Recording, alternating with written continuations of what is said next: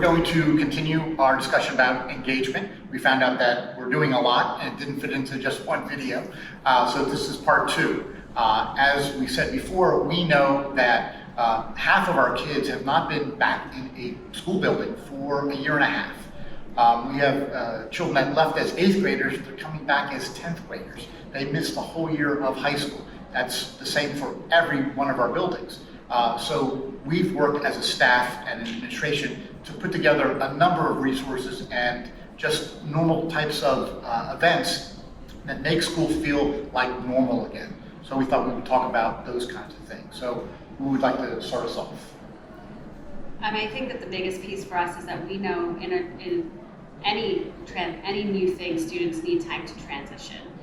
In a typical school year, that's about 6 weeks. We know that those 6 weeks are even more important this school year.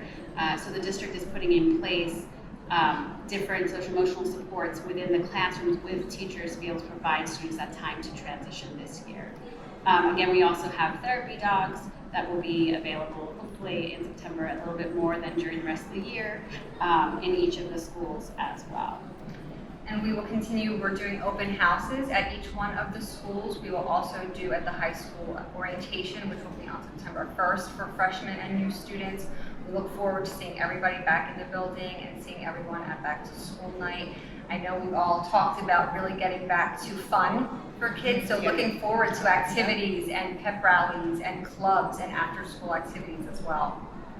Yeah, sports are starting. Yes. I know the football team and the tennis team are getting their equipment on Friday, just getting back to normal. Yes. Right, as normal as possible. And those clubs, activities, just everyday routines in classrooms. So, you know, we're going to back off a little bit of hitting kids with homework and assignments, knowing that they need to transition in, as well as the staff members as well.